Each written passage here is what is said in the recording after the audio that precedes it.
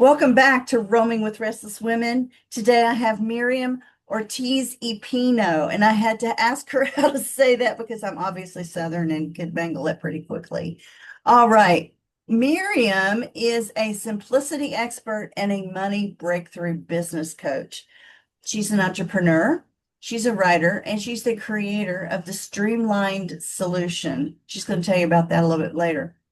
Miriam loves to work with busy creative entrepreneurs to connect organizational productivity and money mindset so that they can build wealth while using essential flexible systems that lets them do their best work and live a more satisfying life. By gaining control of your time, stuff, and space, you get to do more of what you want. Miriam holds certificates in workplace productivity, residential organizing, the courageous coaching method, fire starter sessions, sacred money archetypes, and money breakthrough business coaching.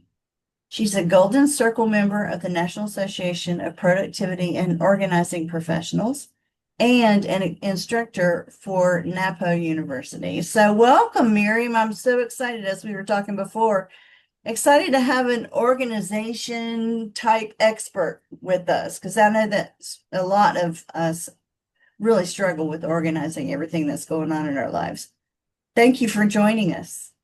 Oh, thanks for having me. I'm excited to be here too. I can talk about it all day long. I bet. Well, look at your office. Oh my goodness, I can see the organization right behind you. So that's really awesome. Yeah. Okay, so tell me how you kind of fell into this niche because it is kind of a niche, but it seems like it should be for everybody. So talk to me about how you fell into it. Yeah. Well, at a certain point, after working for many jobs, many different bosses, I realized I wasn't very good at working for bosses.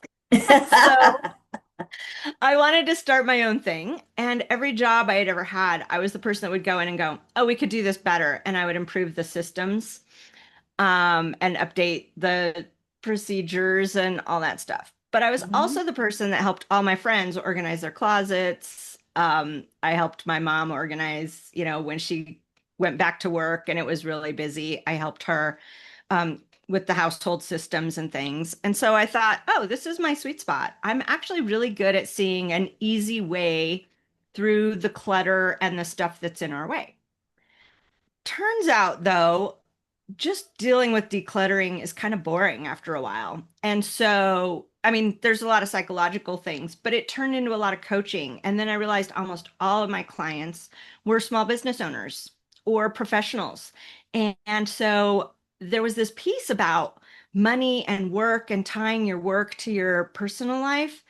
And there's no reason why it needs to be so separate. You should show up as yourself to your work and to your home. And there's no reason you shouldn't have all the nice systems at your home that you have at work. And so it kind of started merging, and I kept Yeah. picking up more certifications to get better at helping my clients navigate those changes. Because not all of us think the same way. I can't give you my system. This works for me. It took Mhm. years to get it there. If I don't have a multitude of ways to help people, it might not work the first time. There is a certain amount of experimentation involved in setting up systems and being organized. Absolutely, there is. Now, how do you tell me about your worst disorganized client, whether it was personal or professional? Yeah. Tell me Well, about how you walk them through to begin with. okay. Well, I have worked with a few hoarders, so Okay. that doesn't always work. But what I do is I try to start connecting the dots for them. Like this behavior is because something happened. If we unwrap that Yeah. a little bit, and then we can uh, help in deeper ways. But most of my clients are some sort of transitional, like they've moved, the kids have left the house, they're changing jobs, they were sick for a while, recovering from a broken leg, that kind of thing. So stuff got Mm. away from them. So we're returning it and resetting and using the opportunity to really create the environment that's going to support them, whatever it is they want to do. We've all heard the I'll do that when I have time. I'll deal with Right. that when I retire. I will deal with that later. Oh, Or, yeah. oh, I just don't have it in me today. All those things lead to disorganization. Yes. And so we go real micro. It's like, okay, well, what can you do now in this moment to throw away the trash? What can you do in this moment to create a separate system that next time it'll be easier or funner, Yeah, I more like fun? I messed up. that. It's more fun, people. um, but yeah, it's all about how to evolve and be better at it. Who and how do you want to be? No one decides to be a disorganized adult. They just haven't put the stuff in place. Okay. Yeah. Now, there are those rebels out there Yeah, that don't fence really, me in. yes, don't buck, you know, that if it's a system or they even hear that word, they Hmm. automatically kind of get cringy with you. Yeah. Tell me about a time when that has happened to you and how did you help that person work through it? Yeah, almost all my clients have some sort of creative thing going on too. They're quilters, they're painters, they're writers, they're beaters, whatever it is. So, yeah, they are very hesitant to have a system that might zap their creativity. But if you study the creative process, the number one thing that happens is you have to have space to create. You have to have time to create. And the way to find more time in your day is finding time is kind of um, little improvements for Mm-hmm. exponential results, Yeah. right? So micro things that will save you time later, that will help you do the thing you want to do. So don't think of it as systems. Think of it as simplicity systems. Think of it Mm-hmm. as simplicity checklists. Think of it as defining your space. Think of it as the steps to create. Think of it as anything else. Like words Yeah, really matter. And when they we do. just be flippant about, oh, I don't need a system, I don't need a calendar, I'm not saying it has to be down to the minute. I'm saying, what if you walked into your office or your craft room every day and it was ready for you to do the next project? Whether that's finishing the project you started yesterday and so it's still on your table, or starting a brand new one because you already finished something or you're waiting for something to dry Yeah. and you want to keep creating. The trick is to have some sort of habit involved. So we all Mm. have habits that are technically systems, everyone. When you brush your teeth at the same time every day, when you walk the dog, when you drive your car, those are technically systems. You just don't think about them anymore because now they're habits. So we want to create that for as many things as possible. And yes, it feels awkward at first, but that's because you're learning a new way of approaching it. And then it And all that works. and that's exactly the parallels between what I do in change management Yes, and what you do are exactly the very same. similar because to get to that comfort level in the next phase Hmm. takes going through the discomfort of Right. learning new ways to do something or learning a new system or developing a new habit. That's why it takes 21 days to develop a Or new more. habit or New more, research is a depending little is, more all over the place, but yeah. 21 is fairly standard. Um, oh, you just mentioned something else that sparked something, and now oh, I know. Our brains, unconscious brains, automatically want to revert to the status quo all the time. Why would I Because it's change? I'm not hard dead to yet. think. It's Right. hard to think. It really is. It takes Yeah. energy. Yes. So that's why we have contrivances like a checklist or an alarm going off to remind you about something. That's why we have these little things that help us while we're learning. It's like your Mhm. mom standing over you, teaching you to brush your teeth. Okay, now go in circles for 30 seconds or however you learned, depending on when you were born. Um, Yeah. um, that's why we do that, so that on the other end. And so you want to connect why you're implementing a system to what your desired outcome is. Do you want to create more? Do you want to master something? Do you want to save gobs of time 6 months from now? Do you want to scale? Do you want to relax? I do it for more time to read. I don't know about everyone Why else, but not? Yes. I don't want to work so hard. And it's not, I guess it is working smarter, but Yeah. it's not at the same time. Like it's very simple stuff to do. The hard part is the practicing it regularly enough for it to become a habit. So do you find that a lot of people have, um, I guess the annoyances? So for instance, if I'm making something up, but let's say I left a container Hmm. on my kitchen counter. And every time I go in the kitchen, I look at that container and know that I need to put it away or I need to do something with it. Hmm. The longer that thing sits there and the more I think about it and get Hmm. annoyed with myself, uh, the more time I'm wasting. When Right. all I have to do is grab it, put it in the can, and be done with it. Yeah, we're really bad at estimating time. Yes. And that container becomes a refrigerator, and then it becomes a boulder, and then it becomes like this tree that fell into your house, and it's like, "Ah, I can't possibly deal with it." And then you do Right. it, and it took 4 seconds, you know? Yes. So I often have my clients practice understanding time. Like, actually time yourself. How Okay. long does it take to empty the dishwasher? How long does it take to put your groceries away? We both overestimate and underestimate. Yes. Often we claim we don't have time to cook healthier meals, so we'll drive through somewhere.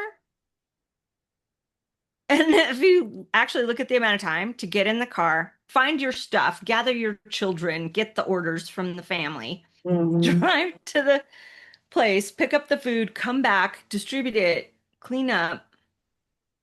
It's longer Yeah. than if you heated up some soup and crackers and made some grilled cheese sandwiches and, Yeah. like, how is that less energy? We're just wrong about so much of that stuff because the advertising tells us it's fast, Right.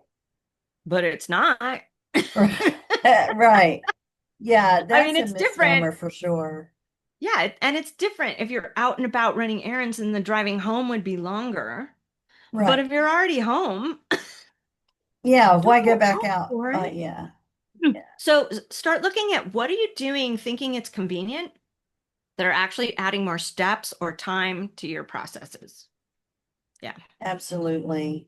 So when you engage a new small business owner client, Mhm.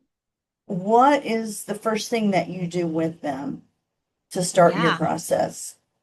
I actually start everybody with the Sacred Money Archetypes reading. So it is a methodology that helps you understand your relationship with money. But I have found that how you do money is how you do everything. So it's why you have certain types of clutter.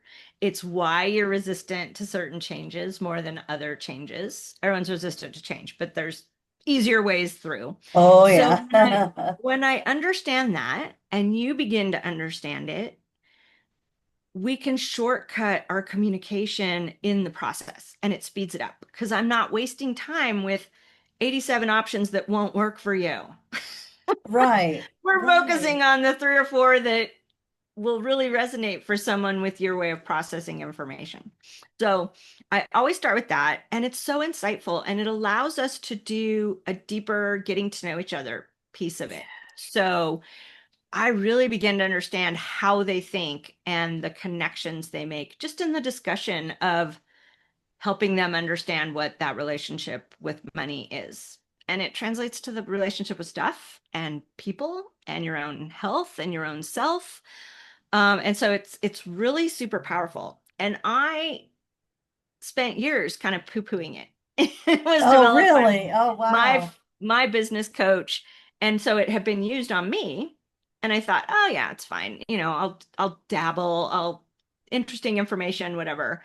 And then like 6 months after my reading, I realized like everything had changed for me. And I was daily noticing all these little places where I was talking to myself differently about things because I knew that it was okay to think bigger in certain areas and to be a rebel in certain areas and to have 87 different ways people could do things. Like all of that is part of my archetypes. And so it all just kind of connected one day. And I was like, oh, maybe I could use this to help my clients too. Give So I me, give delved me, in. give me a one example of an archetype, just generally, not, not Hmm. deep, but give me just one example. Yeah. So archetypes are a set of characteristics that describe certain behaviors, Hmm. often found in literature, movies, story, hieroglyphs, whatever. Hmm. So there's parallels, but for the money, there is we've been talking a lot about people that probably have maverick tendencies today. So Yes. maverick is someone that doesn't like rules, is a Yeah. little more creative. Money is somewhat of an afterthought, like big ideas always, and I'm gonna do it my way, and the money doesn't really matter. I'll figure it out. Yeah. And so they usually are successful. But getting there can be really frustrating when you're working against a structure that has wants nothing to do with maverick thinking, right? So Right. they make fantastic entrepreneurs and innovators and scientists because of that. But the great thing about psychomoney archetypes is you're not just one archetype. You have three top ones that work together like a three-legged stool. If you're a little weak in one area, you can just kind of lean into the other legs to support it. And so they work together really well. And I think that's where the actual power comes in because it helps people understand how they work together. Right. Because, I know you probably, and most of my audience has probably been through, Myers-Briggs and DISC and all Hmm. of these other types of assessments to try and figure out who you actually are. Problem is that you're a mixture of a lot of different stuff, and to put someone in a box Yeah, and that's is really why hard. I like sacred money archetypes because they are expansive and interconnected. And Yeah, so there can be years of your life when you're focused on one of them, and then all of a sudden you got to deal with the other two. right. And then you pull them in and it all evolves with you, but it doesn't change your basic go-to like self-languaging about what you're experiencing, which is really fascinating to me. And I've been doing a lot of work in neuro-linguistic reprogramming, Yes. and It's how you very talk to yourself really mhm. does matter. And it's not an exercise in self-talk as much as is an exercise in almost re-understanding Yes. And why you think this way, or how you apply that in your life. It's really great. yeah, and the methodology actually is the woman who developed it is an NLP practitioner, so There language you is go. very important to her. So there's a lot of words involved with it and Yeah. reprogramming exercises you can use if you need to. The key is I think for a lot of people, excuse me, Mhm. the key is to actually catch yourself, Yes. and becoming aware is half the battle. Yeah, Wha- that awareness. It's the Yeah. same thing with time. Like it's the exact same thing we were just talking about time. When you are not aware of how long things take, you say the wrong things to yourself that make it Right. worse instead of Exactly. just, oh, right now, real quick. You know, it's right Oh, here. I can just do it right now. Let me just do exactly. this. It's so hmm much better than, I don't have time. I don't have the energy. I can't believe it's still out here. I need to complain for an hour. Oh, well, I can tell you, okay, so I live in my RV with my Oh, cool. husband and a dog. So when we decided to have this life, Hmm. we had a 10-acre farm. Oh, that's a big downsize. Oh, it was. It was. Now we had a middle ground. We went Mhm. from having this big 10-acre farm and purging. We had dumpsters outside of our Yeah. house, and we were cleaning out the barn in particular. I remember when we finished that and we moved into a much smaller house, and we took one of our kids with us. It felt so freeing, Hmm. just amazing not to have all of that stuff to take care Yeah. of. And then when we went from that to the RV, which has a weight limit, you know, Mm-hmm. and there are sentimental things that we kept and we put in a storage area, but it's like 10 by 10. Yeah. It really, really, even down to how many different pieces of silverware do we need? We don't Right. need 8,000 pieces of silverware. We're not obviously going to be hosting a 12-person family dinner in the camper, you And if know? you did, it would probably be picnic style outside Yeah, with paper plates and plasticware, right? absolutely. Absolutely. So Super. it's just, it's so freeing not to have to buy and keep up with that stuff. Right. So that's like the weird myth of capitalist culture, right? That we need Mhm. a bunch of stuff. Discern the things that you need versus want, and understand that everything you purchase requires you to take care of it for the rest of its life. Yep.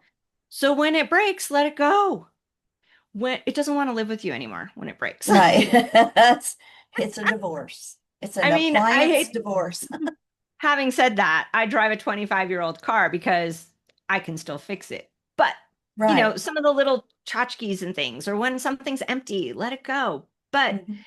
before you even bring it in, realize you are going to have to dust it. You are going to have to wipe that down. You are going to have to figure out how to store it.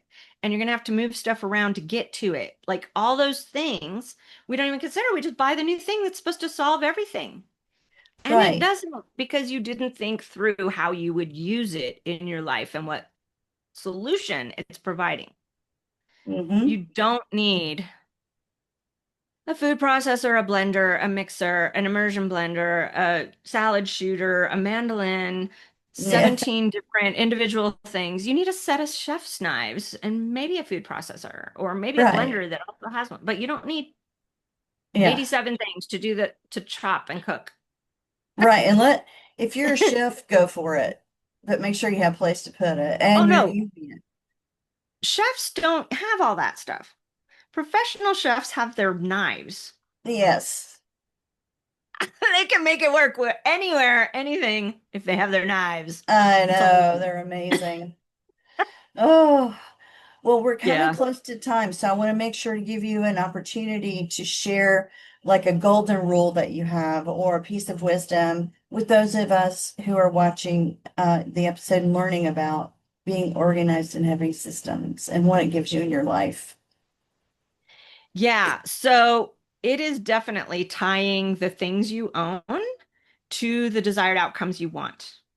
So figuring out what you want is the first step. And if you start to declutter more than just obvious trash, you are going to end up regretting some of the stuff you give away, Mhm. which, people are always like, oh, I can't. What if I need it? Well, you didn't plan on what that would look like. So Right.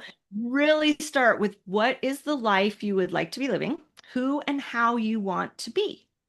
And then do these things you have in this pile help you do that? Are they redundant? Are they excess? Do they don't serve that at all? Is it a should? Did someone give it to you and you've never liked Uh, it? All those things. You get to decide on how you want to create your life and what things you want to let into it. So that's my biggest make that connection and your whole life will change. 100%. I 100% agree with you. And I, by the way, have given up every should. I no longer Shoulds are should on bad. myself. I no longer should on No, myself. Nope. Nope. no. When I And have to, I will. yeah, That's my there is a mantra. difference between a should and um certain obligations.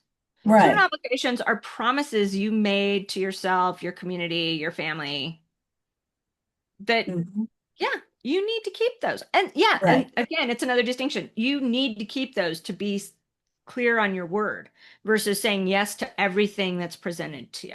Right. And that's another way you can clear out is Yes. setting those boundaries. Yeah. Yeah. Just don't Yeah. bring it in to begin with, right? No, really curate your life is how I like to Yeah. look at it. Ooh, that's pretty nice. That's a nice mantra there. Curate your life. I Yeah, love it. just the Okay, best. so there's your book title for when you're ready, when you're ready. Nice. All right, so I have three questions that I ask at the end of every episode. Okay. And this one is if you could just close your eyes just for a moment. Describe for me what you see in your mind's eye when I say the words wise woman. Mm. I am sitting under a tree with a line of people in front of me, and I'm telling them what to do. But based on experience and what will serve them well. Yes, absolutely. I love that. That's a Yeah. good one. All right, and the next question. Where do you like to roam, Miriam? Oh, I like to roam in mountains, usually high desert mountains. That makes sense since you're out there in New Mexico. Yeah, but I also like I'm an equal opportunity. I also love to roam through museums and beautiful architecture of big cities, Mm, but I don't like yeah. to live there. Oh, okay, gotcha. Yeah. But it serves a purpose in your soul. Feed your Yeah, soul. I love beauty Yeah, and art. And so that helps. beautiful. Now, here's my final question for you. What makes Mhm. you restless in a good way? Oh, I get really excited about next projects or improving things. And so Mhm. once something is like, oh, that needs to be dealt with, I'm like, let's do it right now. Yeah. You're a big problem solver too, it sounds like. Yeah. That's wonderful. As a kid, I had a pretend business that was called Troubleshooters Inc. Oh my goodness. Already I you know. knew way back I then. did. It took That's a while to put it all amazing. together, but yeah. It's really funny how sometimes those childhood tendencies really do point to what jazzes you up, you I know? know. It's All my great. friends played house and I was playing detective agency or restaurant or Troubleshooters Inc. Yeah, there you go. I was I was the front woman in a band. Nice. The teacher, always the Mhm. teacher. I was never a student. I was always the Mhm. teacher. That kind of stuff. Yeah, so it's Yeah. yeah, it's the boss. Yep. I was always the boss of all my cousins. That's how it Exactly. was. Nice. Well, thank you so much for being here. And how can people get a hold of you and get your services? Yeah. So everything I do is centralized around my website. So it is morethanorganized.net. On there, there's lots of free resources and ways to hire me if you'd like to coach with me. I do one-on-one coaching on all the different areas. But check it out. It also has all the links to my socials. So if you want to do the YouTube route or Instagram, which love-hate relationship with social media. So I may or may not be present that particular week, but I try to be. Sounds good. All right. Well, Yeah. folks, you have heard it here. I will put the link to her website in the show notes, and you can get a hold of Miriam and get some help with organizing your life, your career, your head, whatever it is that you need. Thank you so much, Miriam. It's been a pleasure. Thanks for having me, Julie. I really enjoyed it. Julie Noonan here. Thank you so much for listening to Roaming with Restless Women. If you're a successful senior woman leader who would like to be on this program, please visit podcast.intuitivewisdomcoach.com. If you enjoyed this interview, please share this episode on social media and make sure to subscribe so you don't miss any future episodes. Your thumbs ups and reviews go a long way.